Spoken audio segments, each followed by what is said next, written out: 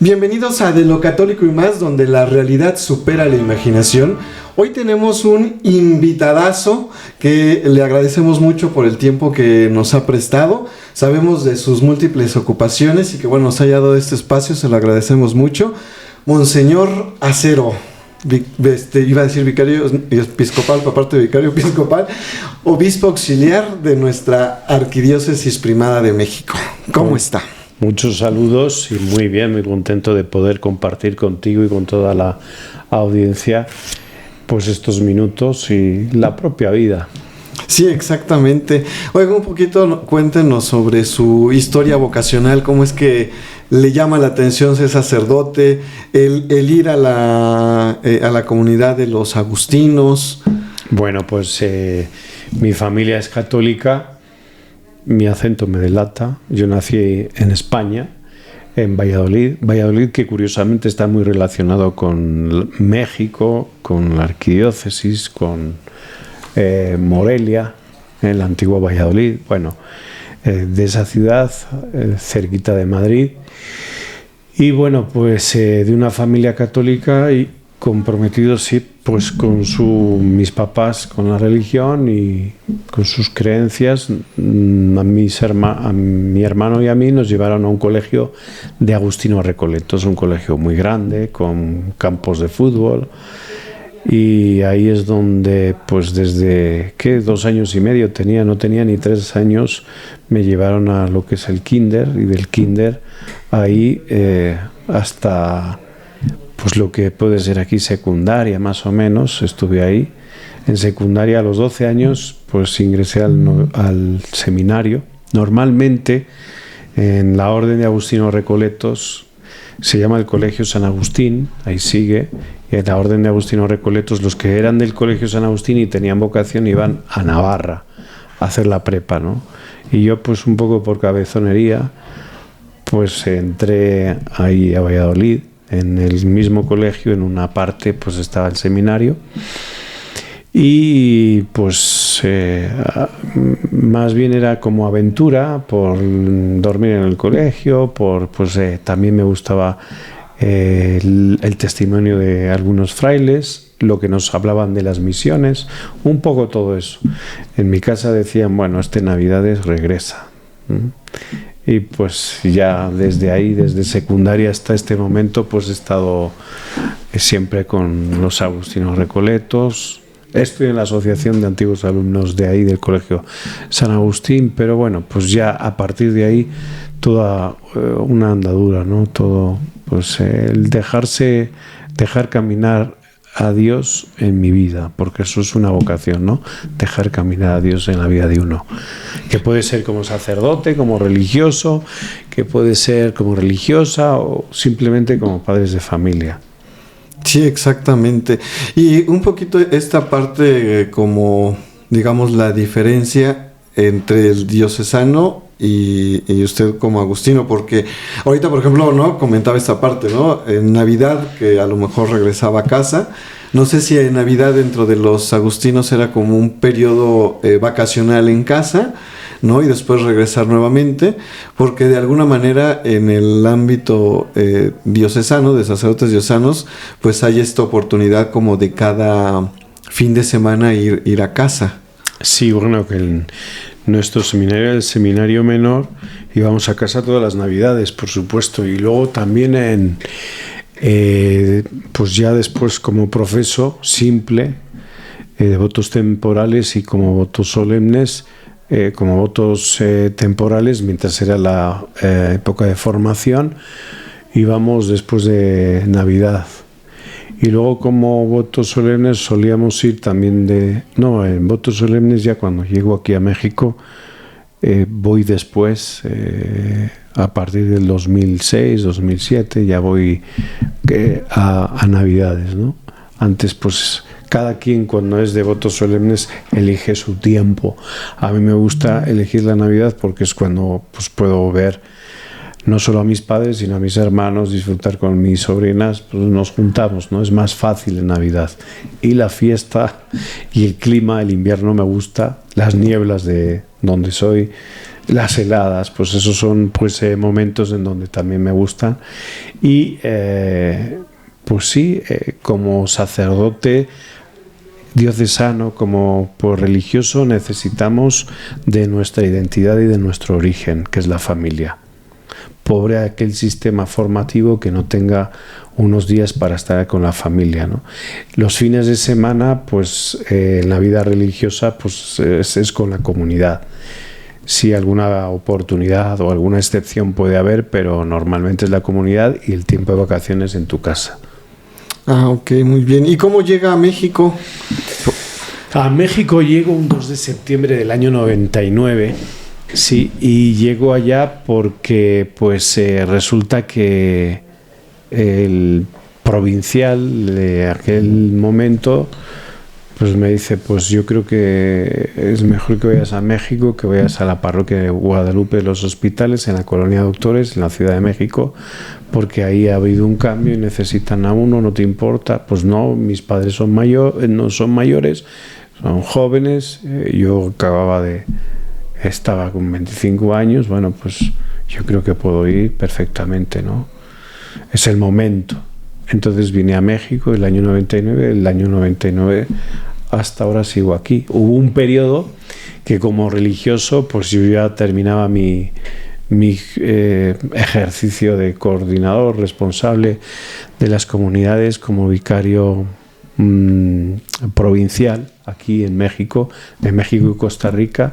Fui reelegido, termino mi periodo y pues ya me toca salir, ¿no? Lo mejor es salir de donde estás para que el próximo que viene, que era un consejero, pues lo pueda ejercer su coordinación de gobierno, su servicio de gobierno con la libertad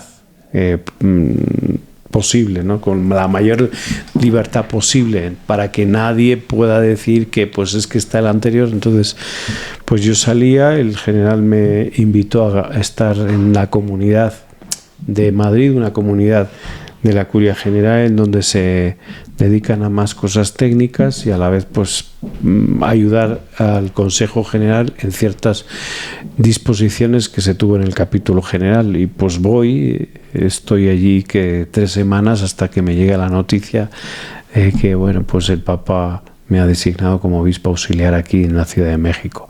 Ciudad de México, pues he estado 13 años como vicario parroquial, como párroco, estuve también como decano, luego después como superior mayor, aunque estaba en la zona de Naucalpan, pero era cruzar un puente para estar en la zona de la ciudad. Entonces también la ciudad la Arquidiócesis Primada de México es muy potente en sí, es compleja como la ciudad, creo que tiene extraordinarios sacerdotes y que se puede sacar mucho más de los sacerdotes si nos valoramos un poco entre todos, si nos miramos a la cara sin prejuicios, sino con el corazón abierto.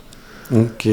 Ahí en zona de hospitales, que bueno, siempre ha sido de ustedes, pues de los agustinos que tienen el Hospital General, Centro Médico, hay un instituto de ustedes, no sé si es instituto o fundación, que es CARDI. También usted, no sé si como párroco responsable de ahí de los hospitales, sea como directamente encargado también de CARDI o aparte como un director de CARDI, pero me parece, si no me pasaron mal el chisme, me parece que usted estuvo también encargado ahí en CARDI. Sí, bueno, a mí me tocó pues un poco encabezar ese sueño y ese proyecto. Había que hacer una obra social en la asamblea del 2004-2005 de los Agustinos Recoletos en México y Costa Rica. Se dijo, hagan una obra social en la zona de la Ciudad de México. Entonces, pues esta parroquia tiene mucha vida, sobre todo cuando uno trabaja en el hospital y se deja enseñar por los que menos tienen, que son los enfermos, que no, pues lo peor que puede tener uno es que no puede, de la propia salud no puede dominarla, ¿no? Y los enfermos son los mejores maestros de la vida. y esa parroquia no deja de ser una universidad de la vida, porque te hace ver entre la vida y la muerte, ¿no? ¿Qué quieres en tu vocación? Agarrar la vida y ser maestro de la vida. Entonces, ser maestro de la vida, pero con el maestro de los maestros, ¿no? Ser discípulo queda mejor. Entonces, bueno, pues me toca como párroco, prior de la comunidad, liderar esta obra social que pues empezó como un sueño, ¿sí? Y bueno, pues hoy sigue ahí abierta, en pie, gracias a los laicos y sobre todo gracias a Dios, ¿eh? Sí, ahí hacen un papel muy importante los laicos en la atención a los familiares de los enfermos, ¿no? Me parece hay servicio como para que puedan ducharse, sí, cuestión de medicinas. El centro se llama CARDI, en principio era Centro Agustino Recoleto de Desarrollo Integral, pero no se podía poner el Agustino Recoleto, entonces pusimos Centro de Acompañamiento y Recuperación de Desarrollo Integral. ¿Y qué hace este centro? Ayudar a los familiares de los enfermos. Es decir, hay muchas asociaciones que ayudan a los enfermos, pero pocas se ocupan de la familia. Esta se ocupa de la familia. ¿Cómo? Proporcionando aseos, regaderas, lavadoras, comida, ayuda psicológica, medicamentos, ayuda en tratamientos, regreso a casa, regreso incluso a través de una funeraria. Me acuerdo que ayudábamos a unas familias para regresar con funeraria y todo. Entonces es algo que pues se proporciona una ayuda directa a los familiares de los enfermos, y también pues se hacen cursos de desarrollo humano y hay un gran voluntariado. Y como te digo, son los laicos. No podemos mirar. El cáncer del clericalismo se quita cuando estás en lugares de sufrimiento y de pobreza y ves que necesitamos de los laicos. Sí, y es que son obras sociales importantes dentro de la iglesia que muchas veces no conoce la gente, o muchas veces no conocemos, ¿no? Que están y que son muy activas y muy fructíferas. Dentro de esto también usted está como al pendiente de la cuestión de Cáritas aquí en la Arquidiócesis de México. Y a mí me gustaría que nos compartiera un poquito en la parte de Cáritas, la parte de Cáritas Emergencias, que ahora me parece estuvo muy activa y creo que sigue muy activa ante las inundaciones que vivimos en Veracruz, que ¿cómo se llama? Pues la emergencia todavía no termina, ¿no? Dentro de esta parte, digamos, como muchas dudas, buscamos por ahí al encargado de Cáritas Emergencia, pero creo que anda más ocupado que usted porque ya nos dio la entrevista, pero en esta parte de un poco ver, ¿no? La ayuda era como arquidiócesis con una parroquia directa, pero la pregunta después surgió, ¿y si está llegando la ayuda? Por todo lo que se escuchó en noticias, ¿no? De que solamente pasaba la ayuda que estuviera como autorizada de parte del gobierno.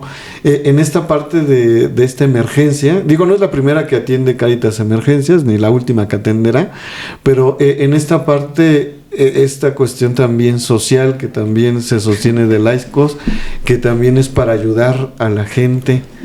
Pues mira, Cáritas Emergencia de la Arquidiócesis Primada de México está enviando camiones, sí, de los centros de acopio donde se han organizado las distintas vicarías episcopales territoriales, a los cuales les doy desde aquí todas las gracias por colaborar, ¿no? Colaborar. Pero claro, en una situación de emergencia lo primero tiene que llegar el Estado. No te van a dejar. O sea, en esta situación en concreto llega el Estado, hace sus campañas, pero luego lo dejan ahí, ¿no? Nosotros lo que hemos hecho ha sido, en los centros de acopio, arreglar, o sea, empezar a llamar a la gente. En esto los medios de comunicación nos han ayudado mucho y la gente ha respondido muy bien. Y a partir de ahora, lo que nosotros estamos haciendo, que es simple y sencillamente repartir todas estas despensas, todos estos centros de acopio, compartirlos en Hidalgo, Veracruz, y en la zona de Estado de México, por esa zona, ¿no? Entonces, esto pues hay todo un reportaje fotográfico que a través desde la fe pues se va publicando, y a través de las redes sociales, de lo que se está haciendo, de dónde está llegando.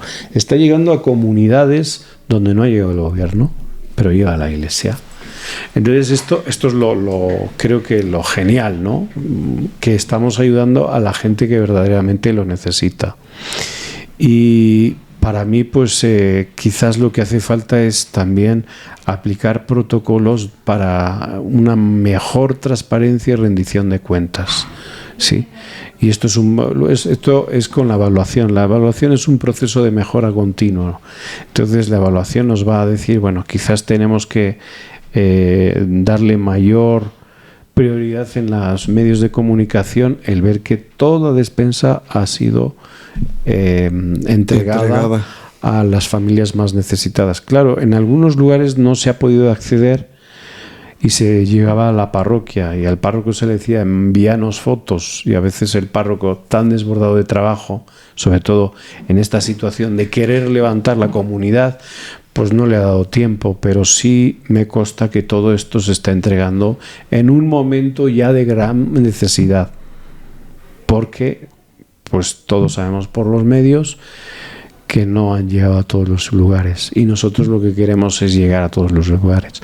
Y luego pues también con esos 3 pasos, ¿no?, que tiene la pastoral social y que tiene que tener también Cáritas Emergencias: el asistencialismo, este primer momento, luego fomentar la dignidad humana y la transformación en el ambiente. Como vemos que se hayan cumplido todos los derechos y deberes por parte de todas las instituciones para que esa gente tenga de comer, tenga una escuela, tenga drenaje, tenga luz, lo mínimo, ¿no?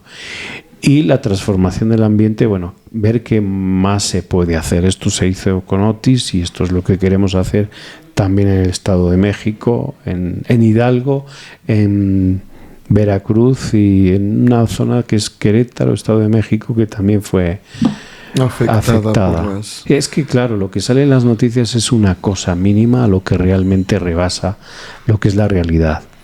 Sí, porque es que ¿verdad? Son cuestiones que la iglesia hace y que la gente no ve, y la gente que está, pues no sé, resentida en contra de la iglesia, dice es que no hace nada más piden dinero, ¿no?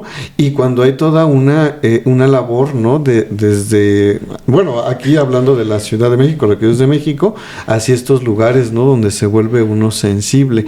Pero esto es porque la culpa la hemos tenido nosotros, porque no sabemos rendir cuentas. Y a veces no tenemos la transparencia suficiente y ofrecemos opacidad, ¿no? Esto pasa mucho en las parroquias.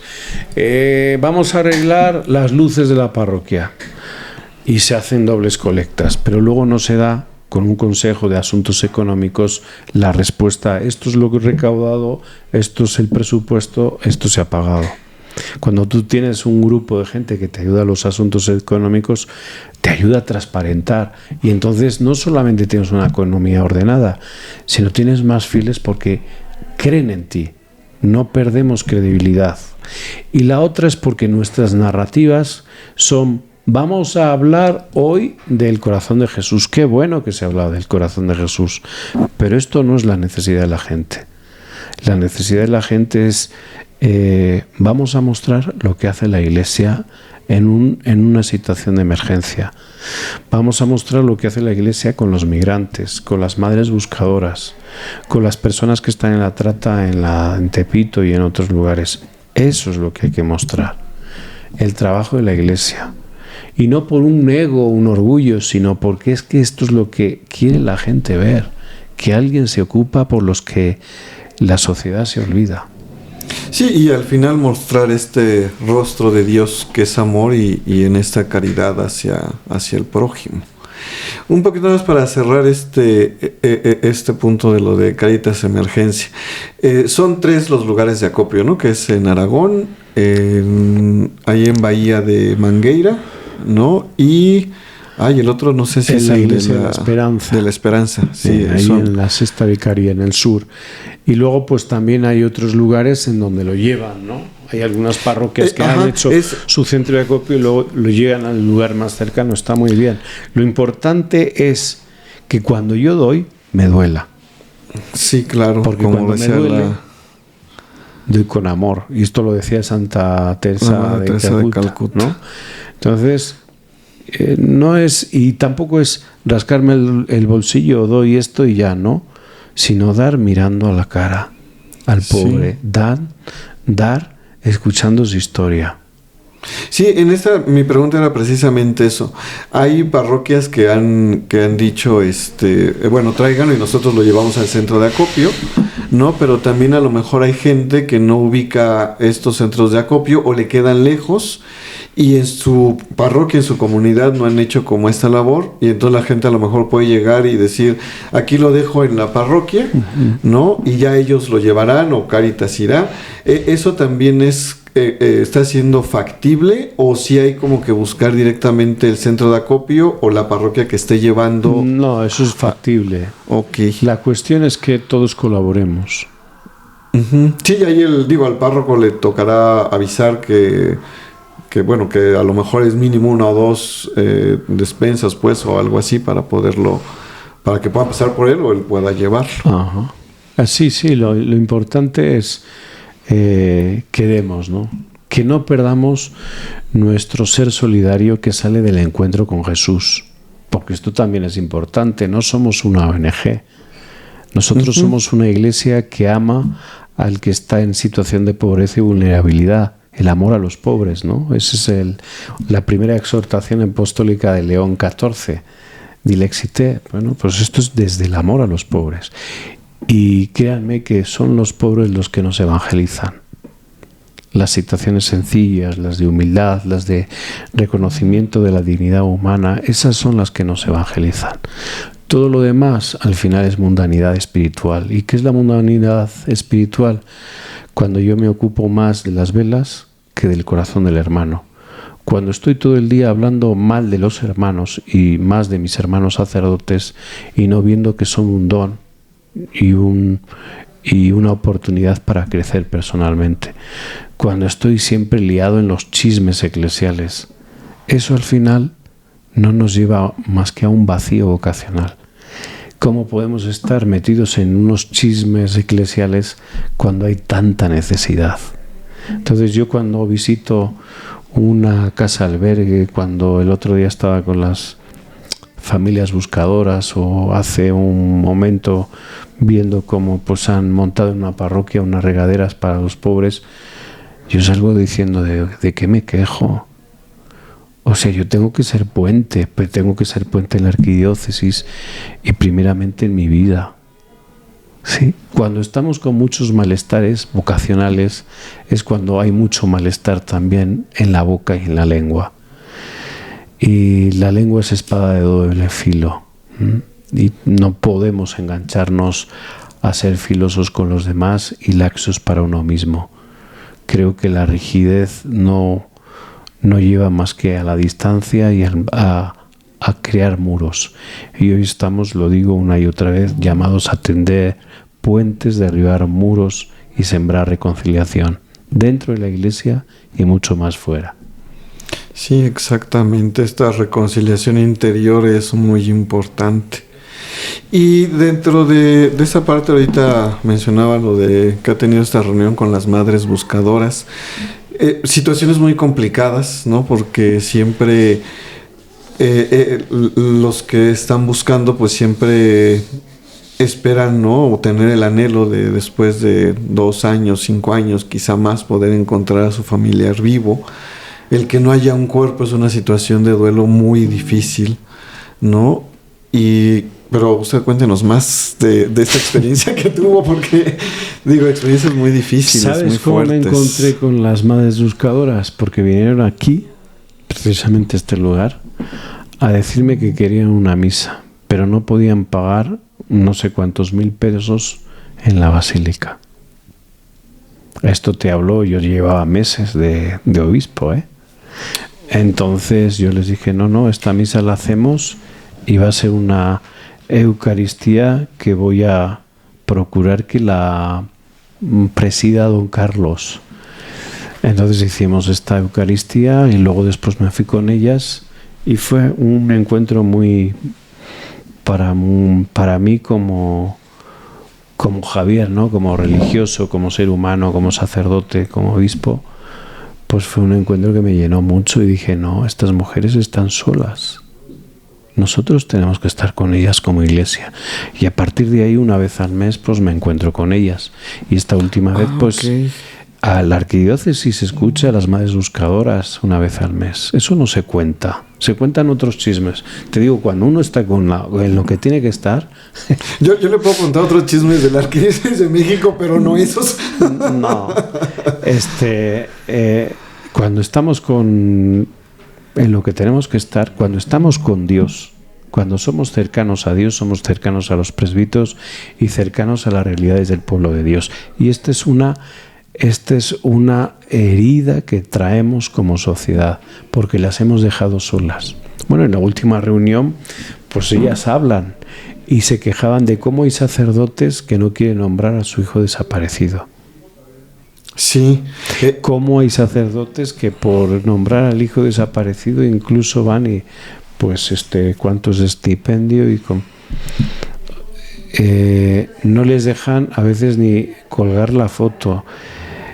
Puede haber miedo, sí, pero también hay frialdad ante estas situaciones inhumanas. Estamos hablando de familias que están buscando a sus hijos en campos baldíos y allí encuentran fosas clandestinas. Y ante esto, pues la solución, el buzón de la paz. Yo pongo un buzón de la paz, digo a la gente, miren, ahí hay un buzón que vamos a llamarle el buzón de la paz. Ese buzón es para que ustedes con sus hijos o ustedes mismos manden una carta, hagan un dibujo y pongan ahí lo que quieran. Y bueno, pues mandan la carta, mandan los dibujos, pero también ahí mandan un plano donde hay unas fosas clandestinas, donde una dirección donde hay una casa de secuestro express. Uh-huh. ¿Por qué? Porque la gente sabe, pero tiene miedo. Sí, y desafortunadamente hay muchos colegas que han perdido esta sensibilidad, ¿no?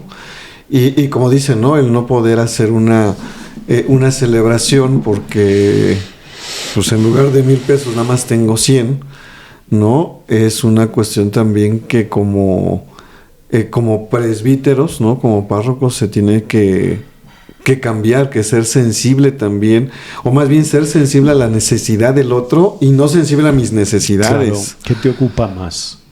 ¿Qué tiempo te ocupa más? ¿Preparar tu corazón dejándote acompañar por alguien que te diga las verdades y sanar las heridas, integrar las heridas de tu vida? ¿O los chismes contra otros?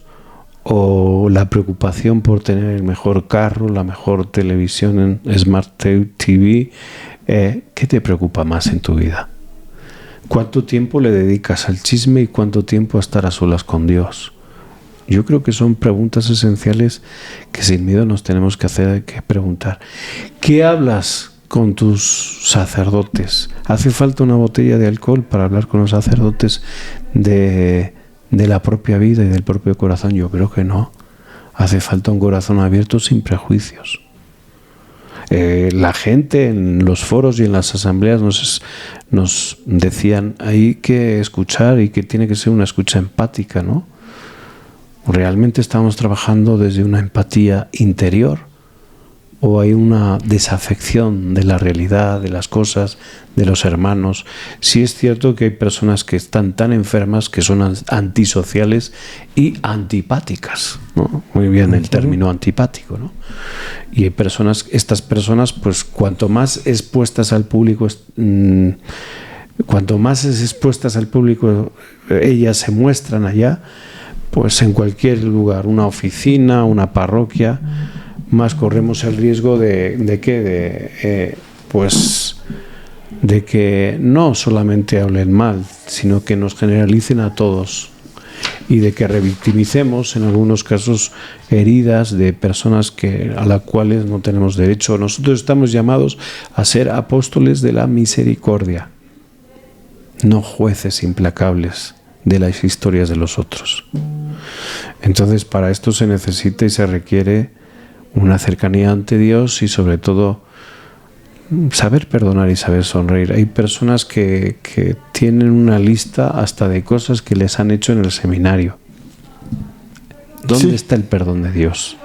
Hay personas que están con prejuicios y calificando a los demás desde el sacerdocio. ¿Quién soy yo para calificar al hermano? Sí, estas heridas, como dice, desde el seminario va teniendo uno su lista negra, ¿no? Para si en algún momento puede hacer algo en contra, lo hace, ¿no? Y que son cuestiones que nos van dañando. Ante todo esto, la parte de los jóvenes, Monseñor, que dice usted precisamente, poder mostrar este rostro de Dios, esta otra cara, los jóvenes que hoy en día pues viven situaciones muy complicadas, parece que cada día más lejos de la iglesia, ¿no?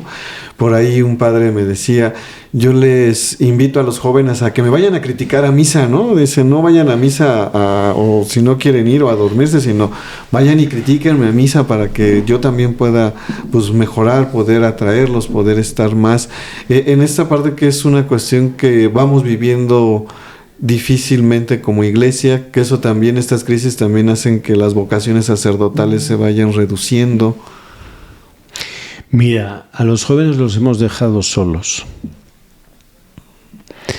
Y me duele que en algunos foros que se han organizado en la arquidiócesis para los jóvenes hayan hablado solo los adultos, cuando los que tenían que hablar eran los jóvenes. Y ciertos adultos, y además de ciertos movimientos que pues no lucen por su trabajo limpio con los jóvenes. Entonces a los jóvenes hay que escucharlos y hay que estar dispuesto a trabajar con ellos, no a imponerles a leer la Biblia, sino más bien a invitarles, más que imponerles, invitarles a leer la propia historia desde Dios, y luego ya vendrá todo lo demás, ¿no? Hoy tenemos unos jóvenes heridos en las familias por las relaciones entre los papás. Muchos de ellos han sido rehenes de las malas relaciones de sus padres. Jóvenes que pues me toca atender también con tendencia al suicidio.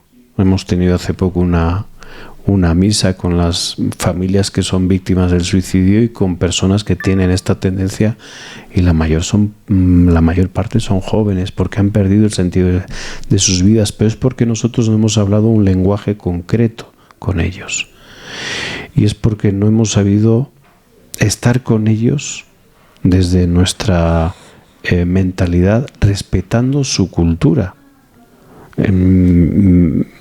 Mi tiempo de joven se escuchaban unas canciones, ¿no? Ahora se oyen otras. Entonces, bueno, pues si yo estoy con jóvenes tendré que ver cómo va la onda del joven, ¿no?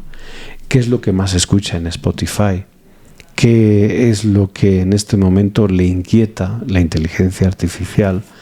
¿Qué cosas en estos momentos de la Iglesia nos están pidiendo? Que nos comprometamos más con los pobres, que tengamos una vida más coherente. Yo cuando voy por los decanatos, que me gusta escucharlos, pues es una de las cosas que más es que pues nos dicen los jóvenes, pero ¿qué hacen los curas con los jóvenes? Si nos relegan, no nos tienen el consejo pastoral, si a veces porque viene el obispo nos tienen de monaguillos o nos imponen a ciertos discursos si hay una visita pastoral. Esto es lo que se tiene que tratar en los foros. Esto es lo que tenemos que tratar también en la formación permanente. Claro, personas heridas, vuelvo a decir, antipáticas, personas que realmente son frías o quieren o pretenden ser frías, no es bueno que estén con los jóvenes porque van a herir más, ¿no? Tampoco el trabajar con jóvenes tiene que ser de un perfil joven. No todos los jóvenes están llamados a trabajar con los jóvenes. Pero sí tenemos que tener una pastoral organizada y evaluar los eventos para que desde las evaluaciones, si se evalúa bien un evento, nos va a llevar a un proceso. Hoy lo que nos piden los jóvenes no son muchos eventos ni masas, sino más bien procesos y personalización de la fe. Hombre, tú vas a unas universidades y las universidades, una de las cosas claves que tienen y que van teniendo éxito, pegue, se llama las mentorías, las tutorías, que es el encuentro personal con cada uno. ¿qué hacemos de esto en la pastoral juvenil? ¿Cómo nos encontramos personalmente? Yo me he encontrado párrocos que no conocen a los jóvenes ni por el nombre. Entonces, sí, o párrocos que no saben cuántas despensas dan a las personas en situación de pobreza y vulnerabilidad en la parroquia. Pero eso sí, para criticar los primeros. Entonces, ¿qué estamos haciendo? La llamada, yo creo que para cuando trabajamos con los jóvenes es una llamada a la coherencia personal. No podemos echar la culpa a sistemas o estructuras que tienen en la arquidiócesis, o sea, que tenemos aquí dentro, y por eso no hay vocaciones. No hay vocaciones porque no somos testimonio. Sí, claro. No hay vocaciones porque no somos relevantes en la sociedad. Entonces aquí la pregunta es, ¿estoy acomodado o estoy enamorado? Sí, exactamente. Ahorita recordaba yo este evento de jóvenes en el seminario menor, ¿no? Que se trajo este grupo Hakuna Matata, se trajo al padre... Bueno, lo de Matata lo quitamos. Ah, sí, ¿verdad? Hakuna nada más. Sí, ya estoy yo viéndome con la película acá. Es el padre... Es Gilbert, el que es sí, DJ, sí. ¿no? Que también él es quien cierra el evento. Y digo, a mí me pareció un evento que atrajo muchos jóvenes, ¿no? Pero un evento también muy criticado desde... A mí me tocó escuchar cuestiones de que si el padre tenía partes satanistas por cuestión de su show y que entonces no estaba trayendo a los jóvenes a Dios, ¿no? Este es el club de los rígidos. Uh-huh. Sí, rígidos para los demás, laxos para sí mismo. El Papa Francisco lo decía mucho. ¿Qué pasa con nuestras rigideces? La rigidez esconde muchas cosas y es muy peligrosa. Y la rigidez viene cuando criticamos y demolemos al hermano o estos eventos. Cuando hacemos unos escrutinios, hay ciertos movimientos que hacen unos escrutinios inhumanos y hay que revisar qué está pasando.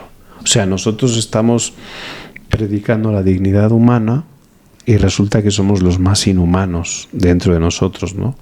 O predicamos la justicia social, el sueldo digno, el salario digno, pero resulta que luego nosotros estamos rascando de aquí por allá para tener el mejor carro.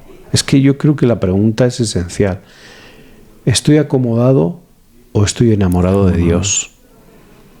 Sí, si estoy acomodado ya sé lo que voy a estar buscando. Si estoy enamorado voy a estar inquieto para mejorar como persona y a la vez para colaborar, para ser puente.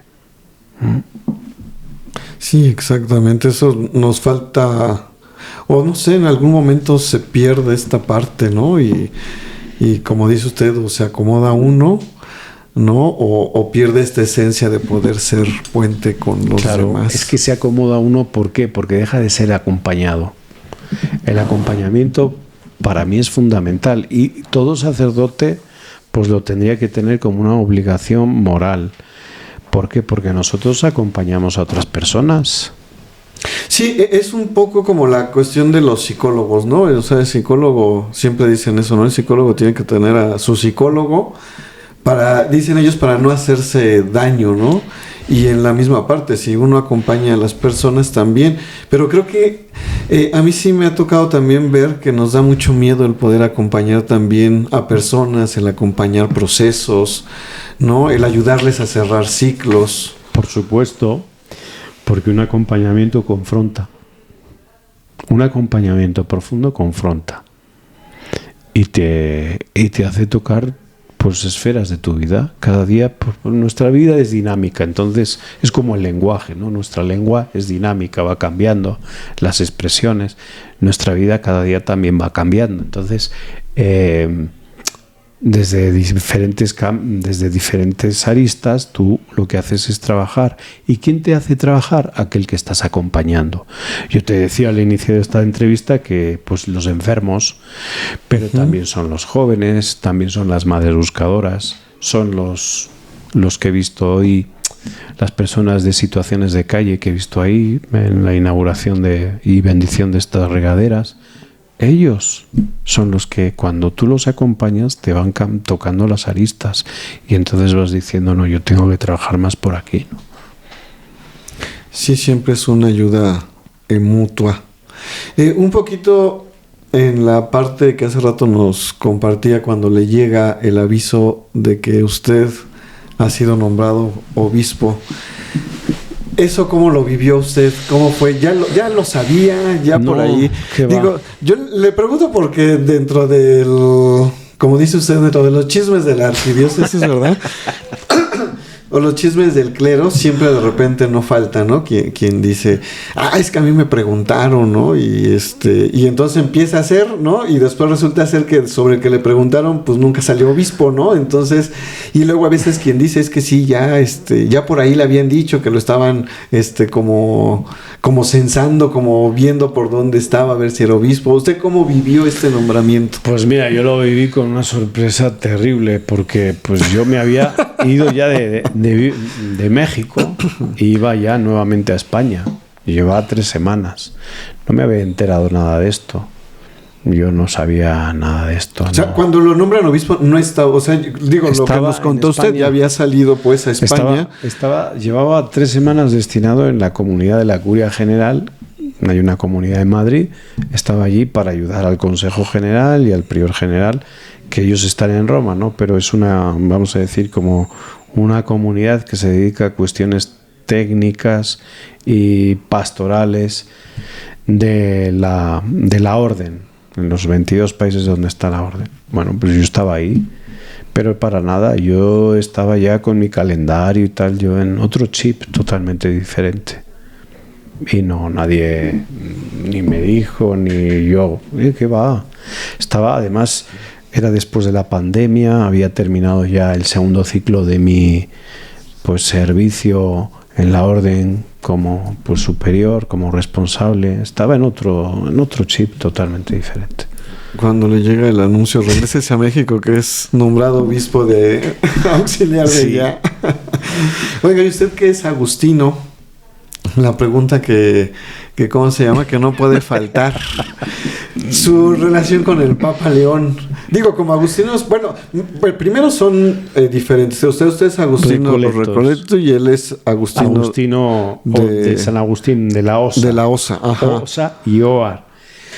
Bueno, pues a ver, aquí yo lo conocí por la primera vez aquí en México, en el año 2008, que tuvimos un encuentro en la Universidad Pontificia, toda la familia agustiniana. Él vino como general, estaba aquí de visita y me acuerdo que fue un encuentro estaba Nelly Cipriani y había otro más también y vino él.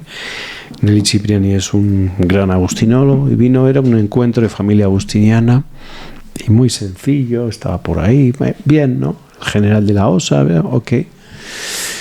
Y luego ya la última vez fue en la visita ad limina.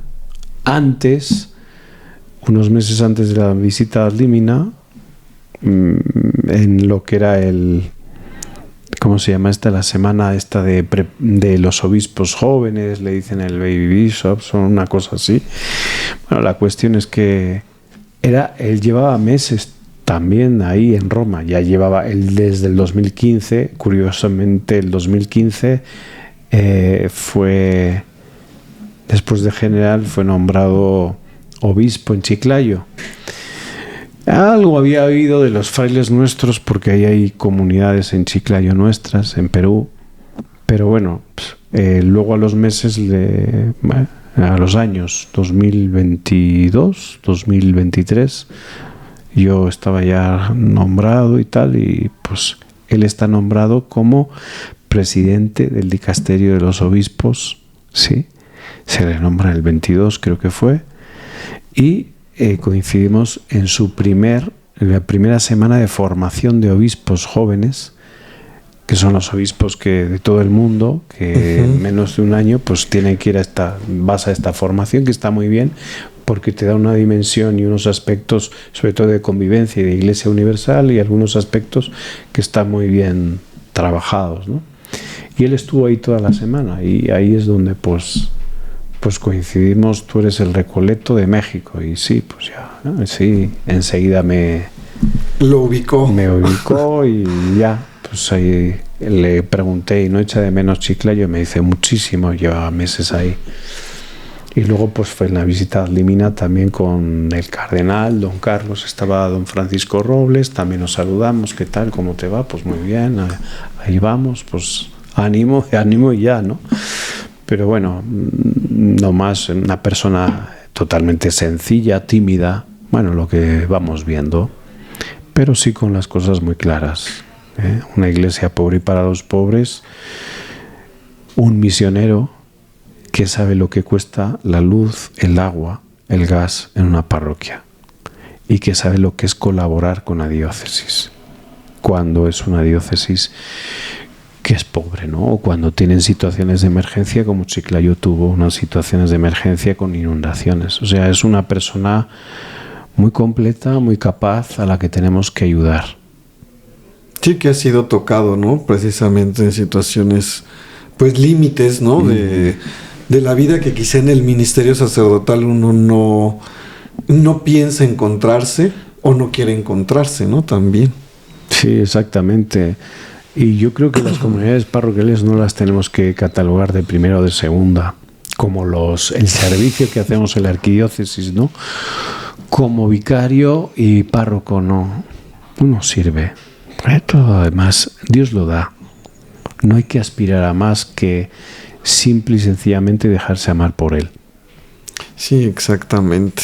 A mí me agrada mucho esta parte que nos comparte y que creo que se ha hecho en la arquidiócesis, como romper esta cuestión, ¿no? de las parroquias, digamos, como ya dadas, porque parece que de repente todavía estamos en el juego de yo soy clero alto y tú eres clero bajo, ¿no? Entonces a ti siempre te van a mandar estas zonas, ¿no? Y pues sí, al final es una división que no tiene por qué ser. No, yo creo que no tenemos que permitir, tú no tienes que permitir, ni yo tengo que permitir esas cosas, porque los primeros que lo permiten somos nosotros, cada uno, ¿no? Esto de parroquias de una o de segunda, no, todo el pueblo de Dios es amado por Dios y a ese pueblo tenemos que servir. Y luego, pues cuando nos mandan a otros sitios, pues es esa frase genial de San Agustín: dame lo que mandas y manda lo que quieras. Es que para eso estamos. Sí, exactamente. Muy bien. Ya vamos a terminar. ¿Quiere compartir? No, nada. Aquí tenía pues las acciones por la paz, el diálogo por la paz. Sobre todo compartirlo con quienes nos ven. Que seamos artesanos de la paz. Y la paz empieza por nuestro corazón, sanando las heridas. Me gusta la palabra integrar las heridas. Cuando yo las integro a mi vida, pues ya sé de dónde me vienen ciertos síntomas, ¿no? De mal humor, de crítica, de acidez. La paz empieza por uno mismo, luego por la comunidad, luego por la vecindad, los vecinos, la colonia, pero es desde uno mismo. Hay 14 acciones por la paz, desde los diálogos de la paz. Hay también acciones de un gobierno comprometido por la paz, que son los compromisos, son 7. Hay unas estrategias, hay unas líneas, pero la paz la hace cada uno desde su corazón. Y la paz nos quita de egos, y nos pone a Dios en primer lugar, ¿no? Hace unos días me preguntaba un periodista: ¿y no tienes miedo, fuera de micrófono, no tienes miedo de toda esta situación que está pasando en México y tal? Digo, no, mira, ¿sabes a lo que tengo miedo? A que pase Dios y no lo vea. Sí, exactamente. Y tengo miedo a que en cualquier entrevista salga mi ego y no Dios. Esos son los dos miedos que tengo. Así que si ha salido algo de ego en esta entrevista, una disculpa. No, porque señor, es Dios el que tiene que salir, y ojalá que nos mueva a Él los corazones para ser artesanos de la paz y faros de esperanza. No, señor, muchísimas gracias por esta entrevista, compartir su experiencia, compartir este caminar en la Arquidiócesis de México y sobre todo esta pues preocupación por seguir mostrando el rostro de Dios al pueblo de Dios. Muy bien, muchas gracias y un saludo y bendiciones a todos. Muchas gracias. Hemos llegado al final de este capítulo. Si has llegado hasta aquí, te recordamos suscribirte, darle like, compartirlo. Recuerda que a ti nada te cuesta y a nosotros mucho nos ayuda. De lo católico y más, donde la realidad supera la imaginación.